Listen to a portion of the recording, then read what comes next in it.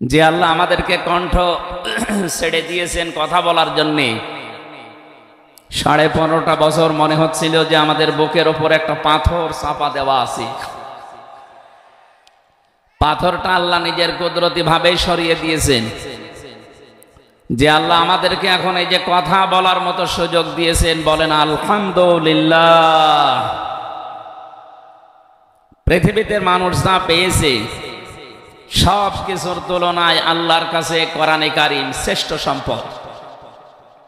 আজকের এই ময়দানে সম্পর্ক শুধু কোরআনে কারিমের সাথে, নয়তো আমরা এই হাজার লক্ষ মানুষেরা এ রাতের বেলা প্রচন্ড শীত অপেক্ষা করে আসতাম না। শুধুমাত্র শেখ মহিউদ্দিন সাহেব ডাক দিলে আমরা আসতাম, বিষয়টা এমন না। এখানে সম্পর্ক এই সৌন্দর্যের সাথে কোরআনের। এই জন্য যারা স্বেচ্ছাসেবকের দায়িত্বে আছেন আমি তাদেরকে ওয়েলকাম জানাচ্ছি, ধন্যবাদ জানাচ্ছি। তাদের এই কষ্ট, তাদের এই শ্রম আল্লাহ রাব্বুল আলামিন যেন জান্নাতে যাওয়ার পাতিহ বানিয়ে দেন, বলেন আমিন। কোরআনে কারিমে রব্বুল আলামিন বলেন, কুল বিফাদলিল্লাহি ওয়া বিরহমাতিহি ফাবিযালিকা ফালিয়াফরাহু হুয়া খায়রুম মিম্মা ইয়াজমাউন। বলেন আল্লাহু আকবার। আল্লাহ পাক বলেন, নবী আপনি বলুন, তাম পৃথিবী যা পেয়ে আনন্দে আছে, যা গেইন করে, যা অ্যাচিভ করে, যা অর্জন করে, আমি আল্লাহর কাছে কোরআনে কারিম শ্রেষ্ঠ সম্পদ। সুতরাং কোরআন যারা পেয়েছে তারা যেন আনন্দ করে। আজকে খুলনা বিভাগের মানুষগুলো, খুলনা বিভাগ সহ বাংলার অন্যান্য বিভাগ থেকেও মানুষেরা আজকে এসেছে কোরআনে কারিম সত্যি যারা শোনার জন্য, বোঝার জন্য এসেছি। এটা পুরা এখন ইবাদত চলছে। আমরা খুশি দুনিয়ার সব কিছুর তুলনায় আজকে, বলেন আলহামদুলিল্লাহ। প্রাণপ্রিয় শ্রোতা মণ্ডলী, কোরআনের শ্রোতা যারা আমরা এখানে বসে আছি, এর আগে যারা দুনিয়ায় কোরআনে কারিম শুনেছে, কিয়ামত পর্যন্ত যারা শুনবে, কোরআনে কারিম এই শ্রোতাকে 3 ভাগে বিভক্ত করে দিয়েছে। এখানে ওই 3 প্রকার মানুষ আছে, কিয়ামত পর্যন্ত তারা থাকবে। প্রথম নাম্বার, এই কোরআনে কারিম শোনার পরে যারা বাধা দিয়েছিল এই দুনিয়ায়, আল্লাহর কোরআন তাদেরকে ঘোষণা দিয়েছে তারা কাফের। এই বাংলাদেশে আমরা এই 54 বছরে নামধারী মুসলমান, কিন্তু অনেক কাফেরের আচরণ দেখতে পেয়েছি। সূরা হামিম সাজদার 26 নম্বর আয়াতে আল্লাহ তাদের পরিচয় দিয়েছেন, وَقَالَ الَّذِينَ كَفَرُوا لَا تَسْمَعُوا لِهَذَا الْقُرْآنِ وَالْغَوْا فِيهِ لَعَلَّكُمْ تَغْلِبُونَ। আল্লাহ পাক বলেন, কাফেরেরা সিদ্ধান্ত নিয়েছিল সব চলতে দেওয়া যাবে, মুহাম্মাদের কোরআনে কারিম এটা চলতে দেওয়া যাবে না। কারণ তারা বুঝেছিল এটা 1500 বছর আগে নাজিল হওয়া। ভালোভাবে আবু জেহেল টের পেয়েছিল, বুঝেছিল এ কোরআনে কারিম মুহাম্মদুর রাসূলুল্লাহ যেটা বোঝাতে চায়, এটা যদি সত্যি জনগণ বুঝতে পারে আর মেনে নেয়, আমি যে অবৈধ চেয়ারে বসে আছি এই চেয়ার থাকবে না। যুগে যুগে যারা কোরআন বাধা দিয়েছে তারা এইটাই টের পেয়েছে। তারা খুব ভালোভাবে জানে কোরআন যারা প্রচার করে, সত্যিই কোরআনের এই কথাগুলো যদি সাধারণ মানুষেরা, জনগণ বুঝে ফেলে, আমরা যে শয়তানি করি, আমরা যে অবৈধভাবে টিকে আছি, এইটা থাকবে না। এই জন্য বাস্তবতা হচ্ছে কোরআন শুনলে বাধা দেবে এরা 1 নাম্বারে কাফের। আমরা জানি কাফের মারা গেলে জানাজা হয় না, হয়? বলেন বলেন। কাফেরের জন্য দোয়া করাও জায়েজ নেই। আল্লাহ রাব্বুল আলামিন বলেন, মা কানা লিন-নাবিয়্যি ওয়াল্লাযীনা আমানু আইয়াস্তাগফিরু লিল মুশরিকিন ওয়ালাউ কানু উলি কুরবা মিন বা'দি মা তাবায়্যানা লাহুম আন্নাহুম আসহাবুল জাহিম। সূরা তাওবা 113 নম্বর আয়াতে আল্লাহ জানিয়েছেন, হযরত ইব্রাহিম আলাইহিস সালাম সম্পর্কে যদিও আয়াতটা নাযিল হওয়া তামাম দুনিয়ার মানুষকে উদ্দেশ্য করায় আয়াত দিয়ে, হে নবী, কোন নবীর জন্যে কোন ইমানদারের জন্যে এটা জায়েজ না, শোভনীয় না, উচিত না যে কোনো মুশরিক মারা গেলে তার জন্য আল্লাহর কাছে সে ক্ষমা চাবে, ইস্তিগফার করবে।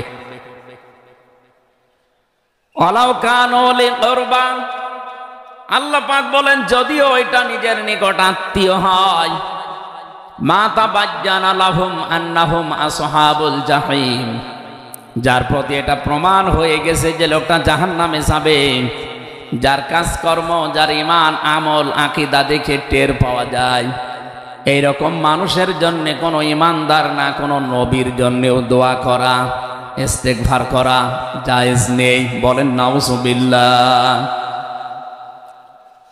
একজন নবীকে যদি আল্লাহ এই কথা বলতে পারেন, আমি আয়াতের ব্যাখ্যায় পড়েছি মুহাম্মদুর রাসূলুল্লাহ সাল্লাল্লাহু আলাইহি ওয়াসাল্লামের নিজের আপন চাচা আবু তালিব, এই লোকটা যখন মারা যাচ্ছিল, বিশ্ব নবী নিজে তার কাছে গিয়ে বললেন, ইয়া আম্মি আবি তালিব, লা ইলাহা ইল্লাল্লাহ হাজ্জুল লাকা ইনদাল্লাহি ইয়াউমাল কিয়ামাহ, বুখারী শরীফের হাদিস। ডাক দিয়ে বললেন, হে চাচা, জোরে বলা লাগবে না, আওয়াজগুলো শুধু আমার কানের কাছে মুখটা নিয়ে আস্তে করে আপনি বলেন, লা ইলাহা ইল্লাল্লাহ, জোরে লা ইলাহা ইল্লাল্লাহ, লা ইলাহা ইল্লাল্লাহ, লা ইলাহা ইল্লাল্লাহ মুহাম্মাদুর রাসূলুল্লাহ। আপনি শুধু আল্লাহর একাত্মবাদের স্বীকৃতি দেন আমার কানের কাছে, রিসালাতের ঘোষণাটা দেওয়া লাগবে না, শুধু আল্লাহর ঘোষণাটা আমার কানের কাছে শোনান, কিয়ামতের দিন আমি আপনার জন্য আল্লাহর দরবারে ঝগড়া করে জান্নাতে নিয়ে যাব। পাশে যারা দাঁড়িয়েছিল তাদের কারণে লোকটা পড়তে পারে নাই, নবীজির মন খারাপ হয়ে গেল। সঙ্গে সঙ্গে সূরা কাসাসের 56 নাম্বার আয়াত নিয়ে ফেরেশতা জিবরাইল হাজির হয়ে গেছে। ইন্নাকা লা তাহদি মান আহবাবতা ওয়ালাকিন্নাল্লাহা ইয়াহদি মাইয়াশা ওয়া হুয়া আ'লামু বিল মুহতাদিন।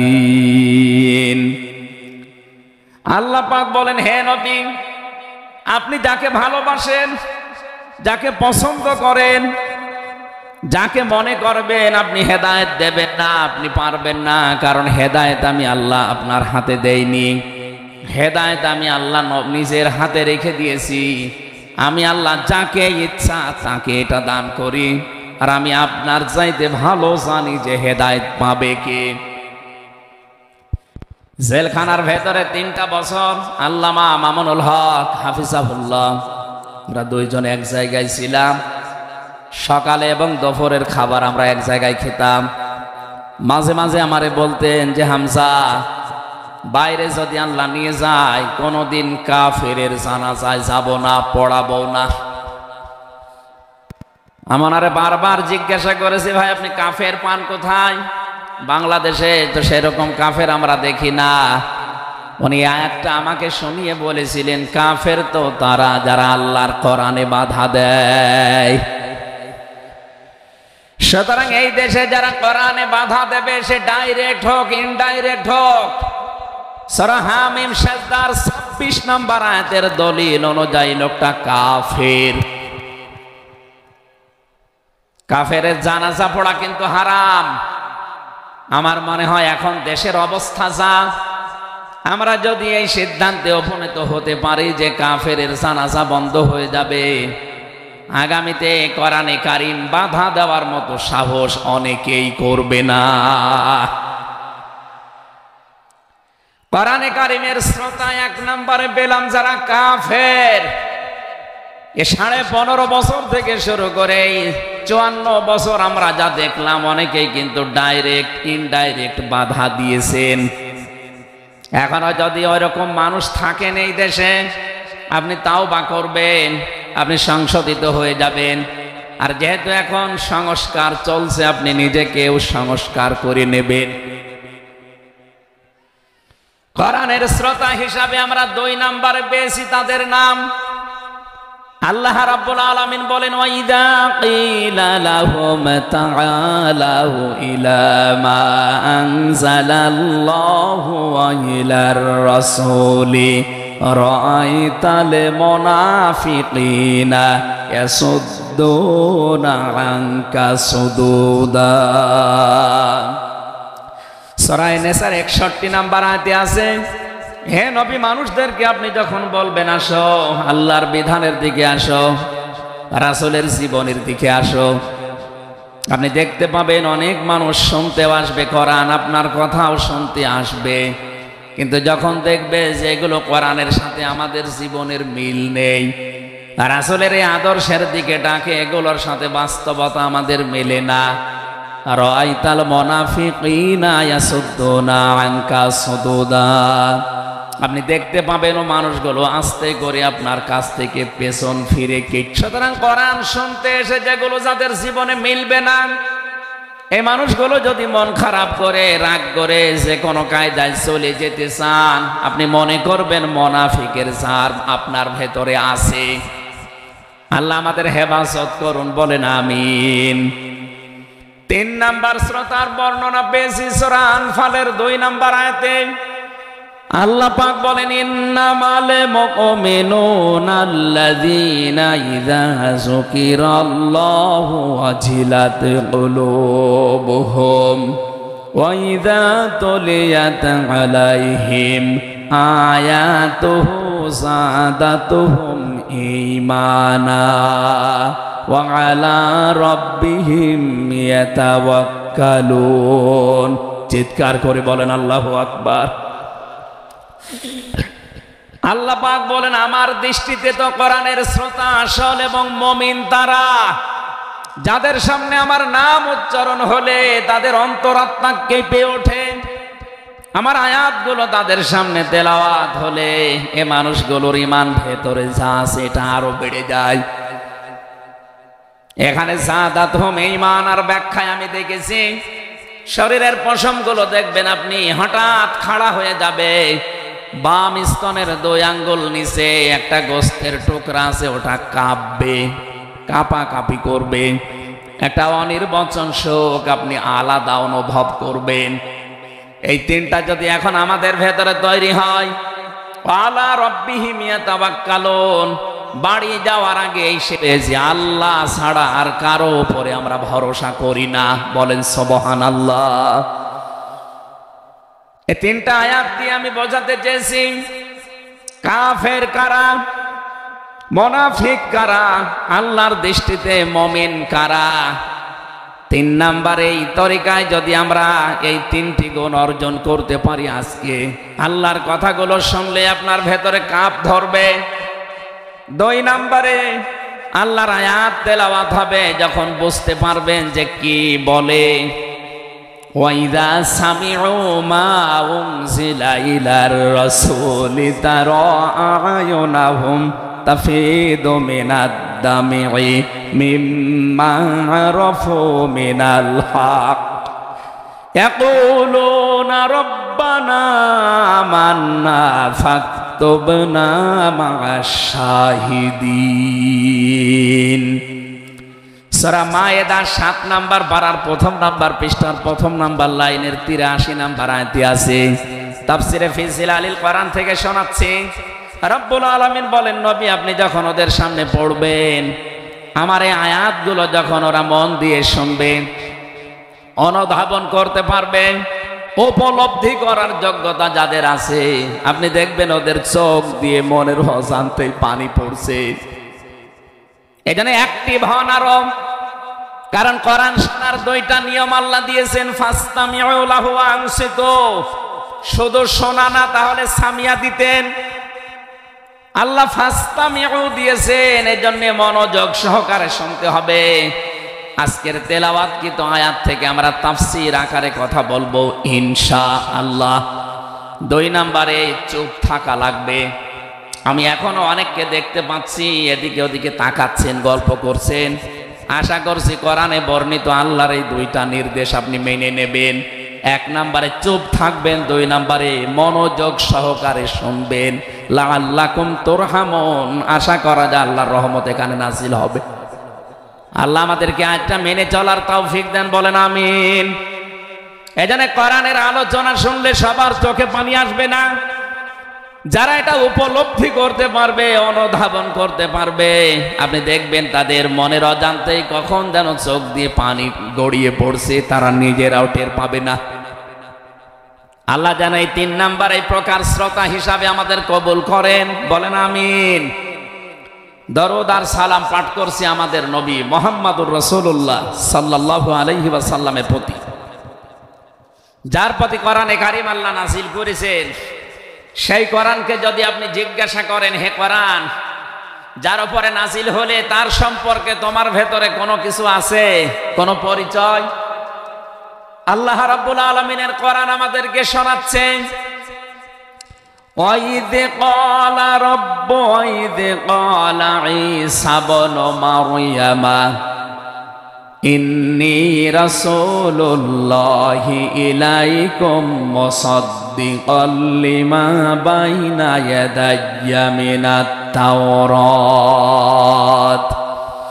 আয়াতের শেষের দিকে আল্লাহ ইসমুহু আহমাদ এই শব্দ দিয়ে জানিয়েছেন, হযরত ঈসা আলাইহিস সালাম তিনি জানিয়ে গিয়েছেন এই পৃথিবীতে আমার পরে একজন নবী আসবে যার নাম হবে আহমদ। আমাদের নবীর পরিচয়টা আল্লাহ কোরআনে কারীম যিনি নাযিল করলেন তার উপরে, তার ভেতরে তার নামটা আল্লাহ সংরক্ষণ করে দিয়েছেন। প্রশ্ন আসতে পারে, এক একজনের তো বহু নাম আমরা দেখি। হে কোরআন, তোমার ভেতরে কি মুহাম্মদুর রাসূলুল্লাহ সাল্লাল্লাহু আলাইহি ওয়াসাল্লাম এই নাম তোমার ভেতরে আল্লাহ কি তার সম্পর্কে দিয়েছেন নাকি? আমরা যে তেলাওয়াত করেছি সূরা ফাতিহা, এই সূরা থেকে যেহেতু আজকে আলোচনা করব, এই সূরার প্রথম আয়াতে আমার আল্লাহ আমার নবীর নামকে উল্লেখ করে জানিয়েছেন। এটা 29 নম্বর আয়াত, মুহাম্মাদুর রাসূলুল্লাহ। সূরা ফাতিহার 29 নম্বর আয়াতটা আমরা পড়েছি 4 ভাগের 1 ভাগ। এই আয়াত থেকে আমরা আজকের আলোচনার বিষয় সাজিয়েছি। আমার আজকের বিষয়বস্তু, আমরা মুহাম্মাদুর রাসূলুল্লাহর উম্মত হতে চাই। সত্যি যদি আল্লাহর দৃষ্টিতে বিশ্বনবী মুহাম্মদুর রাসূলুল্লাহর উম্মত আমরা হতে চাই, মাস্ট বি তেলাওয়াতকৃত আয়াতের এই বর্ণিত গুণগুলো আমাদের এখন থেকেই অর্জন আরম্ভ করা লাগবে। আমি সহ যারা এসেছি অবশ্যই আল্লাহ এই গুণগুলো এখন থেকে যেন পালন করার তৌফিক আমাদেরকে দান করেন, আমিন। সূরার নাম সূরা ফাতিহা, ফাতাহ মানে বিজয়। এ সূরার প্রথম আয়াতের ভেতরে এই শব্দটা আছে, এখান থেকে নামকরণ করা হয়েছে। আল্লাহ রাব্বুল আলামিন বলেন, ইন্না ফাতাহনা লাকা ফাতহাম মুবিনা। অবশ্যই হে নবী, আমি আপনাকে একটা সুস্পষ্ট বিজয়ের সুসংবাদ দিচ্ছি। এই বিজয়ের ঘটনা তো ঐতিহাসিকভাবে ইবনে কাসিরের ভেতর থেকে আমি শিক্ষার জন্য এবার বলছি। এদিকে খুব অ্যাক্টিভ হয়ে থাকবেন। এই সূরা ফাতিহার 18 নম্বর আয়াত। আমার যতটুকু পড়াশোনা আছে, আমার যতটুকু লেখাপড়ার স্টাডি আছে, এই আয়াতটা এখন বাংলাদেশে সবচাইতে বেশি প্রয়োজন। সূরা ফাতিহি 18 নম্বর আয়াত। যে যেখানে আছেন, দাঁড়িয়ে আছেন, বসে আছেন, শুয়ে আছেন, কান এবার খাড়া করে দেন। হুদায়বিয়ার সন্ধির যে ঘটনা আমরা শুনেছি এতদিন পর্যন্ত, শুধু শুনেছি অনেকে, কিন্তু এখান থেকে শিক্ষাটা আজ অনেকে নেয়নি। বাংলাদেশের এখন যে অবস্থা, এই শিক্ষা নেওয়ার সময় এখনই। নবীজি 1400 মানুষ নিয়ে এসেছিলেন সাহাবায়ে কেরাম নিয়ে হজ করার জন্যে।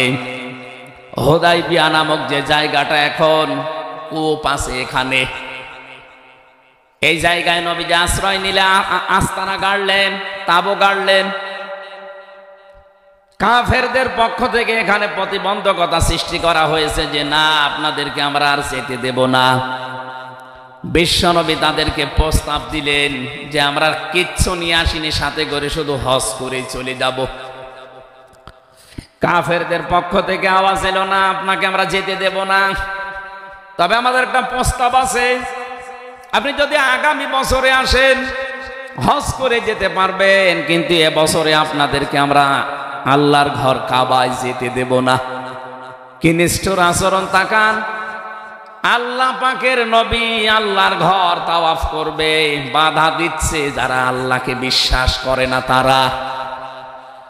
এ বাংলাদেশে 50টা বছর কোরআনে কারীম প্রচার করেছে যারা, কোরআনের পাখি শহীদ আল্লামা দেলাওয়ার হোসাইন সাইদি রহমতুল্লাহ আলাইহি, তার নামে মামলা দেওয়া হয়, কেস দেওয়া হয়, তিনি নাকি ধর্মীয় অনুভূতিতে আঘাত দিয়েছে। আমার তো মনে হয় 1500 বছর আগে নবীজিকে যারা বাধা দিয়েছিল আল্লাহর ঘর কাবায় হজ করতে দেবে না, 1500 বছর পরে যেন তাদের প্রেতাত্মারাই ফিরে এসেছে। আল্লাহর নবী বললেন ঠিক আছে, ওসমানকে পাঠালাম। হযরত ওসমান ইবনে আফফান রাদিয়াল্লাহু তাআলা আনহু তিনি গেলেন। হযরত ওসমানকে তারা আটক করার পরে ঘোষণা দিয়ে দিল, কতিলা ওসমান ইবনে আফফান, ওসমানকে হত্যা করা হয়েছে। এ সংবাদ যখন নবীজির কাছে এসেছে, যশোরবাসী খুব খেয়াল করেন, এখানে হযরতে ওসমানকে তারা হত্যা করার ঘোষণা দিয়ে মিথ্যা একটা সংবাদ পাঠিয়ে দিয়েছে নবীজির কাছে। নবীজি সাহাবায়ে কেরামকে বললেন, যারা ইহরামের কাপড় পরে এসেছিলে সব এখন খুলে ফেলো। সাহাবায়ে কেরাম বলেন, হে রাসূল, ইহরামের কাপড় খুললে হজ? বলে হজ আগামী বছর। বাংলার মুসলমানেরা, আমি কেন বলছি এই আয়াতটা 2-1 মিনিট পরে আপনি টের পাবেন। দ্বিতীয় নম্বর, নবীজি বললেন আজকে রমজান মাস, এটা রমজান মাসের এখন আর আধা ঘন্টা 1 ঘন্টার সময় আছে মাত্র ইফতারি করার, এখনই ভেঙে ফেলো, ইফতারি করে ফেলো। দরকার আগামীতে রোজা আবার রমজান সিয়াম আবার করে দেওয়া যাবে।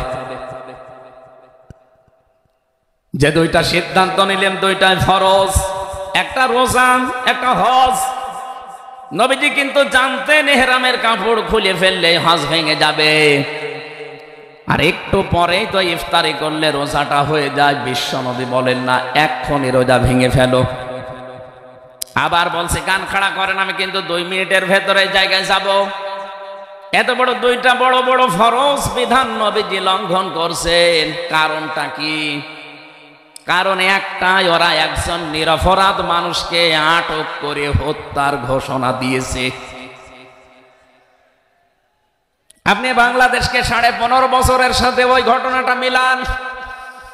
একটা নিরপরাধ মানুষ, মাত্র একজন, তাকে আটক করে হত্যার ঘোষণা দেওয়ার কারণে যদি নবী মুহাম্মদুর রাসূলুল্লাহ হজ ছেড়ে দিতে পারেন, রোজা ছেড়ে দিতে পারেন, তিনি ওই বাবলা গাছের নিচে হাত দিলেন, সাহাবায়ে কেরামকে বললেন, আমার হাতের উপরে সবাই হাত লাগাও, আমি আজকে তোমাদেরকে বায়াত গ্রহণ করাবো, শপথ নেব তোমাদের কাছে। 1399 জন নবীর সাথে আছে, আর হযরত ওসমানকে যেহেতু তারা আটক করেছে, এই 1399 জন সবাই নবীজির হাতের উপরে একটার পরে হাত দিতে আছে। বিশ্বনবী ডাক দিয়ে বলেন, সাহাবীরা, জিবরাইল এই মাত্র সূরা ফাতিহা এই সূরার 18 নম্বর আয়াতটা আমাকে তেলাওয়াত করে শুনিয়ে গেল। জিবরাইল এসেছিল, তোমরা কেউ দেখতে পাওনি। জিবরাইল আয়াতটা শুনিয়েছে, লাকাদ রাদিয়াল্লাহু আনিল মুমিনিনা ইয ইউবাইউনাকা তাহতাশ শাজারাতি ফাআলিমা মা ফি কুলুবিহিম ফানজালাস সাকিনাতা আলাইহিম ওয়া আসাবাহুম ফাতহান করিবা। খুব খেয়াল করেন, সেই সময় পর্যন্ত আমি চলে এসেছি। নবীজি নিজের বাম হাতটা সাহাবায়ে কেরামদের উপরে রেখে বললেন, সাহাবীরা, আজকের এই বায়াতের উপরে, শপথের উপরে আল্লাহ পাক নিজেই জানিয়েছেন যে তিনি রাজি হয়ে গেছেন। আয়াতটা শুরু করার আগে আল্লাহ দুইটা তাকিদ দিয়েছেন, লাম এবং কদ। লাকাদ রাদিয়াল্লাহু আনিল মুমিনিন। আল্লাহ পাক বলেন, আমি নিজে মুমিনদের উপরে অবশ্যই অবশ্যই রাজি হয়ে গেছি। রাজি হব না, হয়ে গেছি। তাহতা শাজারাতি, এই গাছের নিচে আপনার হাতের উপরে যারা হাত দিয়ে আজকে শপথ বাক্য পাঠ করছে যে ওসমান হত্যার বদলা না নিয়ে কেউ মদিনায় ফেরত যাবে না, আমি আল্লাহ তাদের মনের খবর যেহেতু জানি, ফাআলিমা মা ফি কুলুবিহিম, তারা যে শপথ নিচ্ছে এটা কিন্তু লোক দেখানোর জন্য না, এটা মন থেকে। ফানসালাস সাকিনাতা আলাইহিম, তাদের উপরে আমি আল্লাহর প্রশান্তি নাসিল হয়ে গেছে অলরেডি। ওয়াসাবাহুম ফাতাহান করিবা, তাদেরকে আমি আসন্ন একটা বিজয়ের সুসংবাদ দিচ্ছি। সুতরাং এই বায়াতের দোয়ানের উপরে যেহেতু সবাই হাত দিয়েছে, ওসমানের হাতটা এখানে নেই, হে নবী আপনার বাম হাতটা উপরে তুলে ধরেন, এইটাই আমি ওসমানের হাত হিসাবে মেনে নিলাম। তার মানে 1400 মানুষের উপরে আমি আল্লাহ অলরেডি রাজি হয়ে গেছি। আমার মুসলমান ভাইরা, এবার আমি খেয়াল করার জন্য আর একবার বলছি, এইটা বলার জন্য আমি এতক্ষণ ঘুরছিলাম। একটা নিরপরাধ মানুষকে ওরা মিথ্যা তথ্য ছড়িয়েছে যে আটক করা হয়েছে, মেরে ফেলা হয়েছে, হত্যা করা হয়েছে। নবীজি একজন মানুষের জীবনের বদলা নেওয়ার জন্য 1400 মানুষকে তিনি বায়াত করাচ্ছেন, শপথ বাক্য পাঠ করাচ্ছেন। একটু খেয়াল করেন তো, একজন মানুষের জীবনের জন্য জীবন দিতে প্রস্তুত 1399 জন, আর নবী সহ। এমন বাক্য তিনি পাঠ করিয়েছেন, এমন শপথ নিয়েছেন যে আল্লাহ অলরেডি রাজি হয়ে আয়াত নাজিল করছেন। নবীজি বললেন ওরা ওসমানকে হত্যা করেছে, ওসমান একজন নিরপরাধ মানুষ।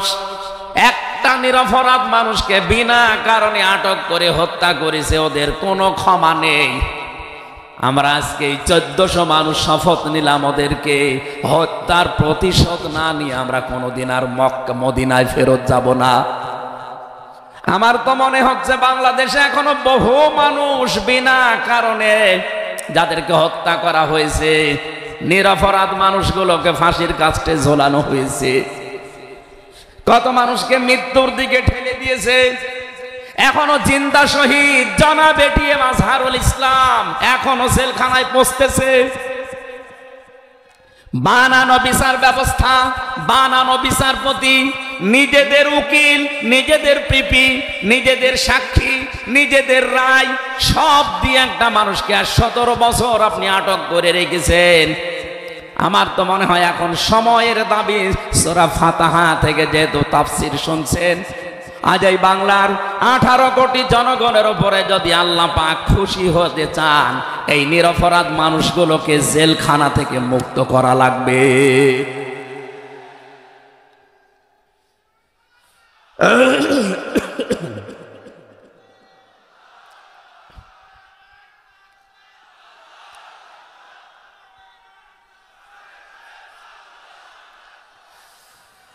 যশোর পাশে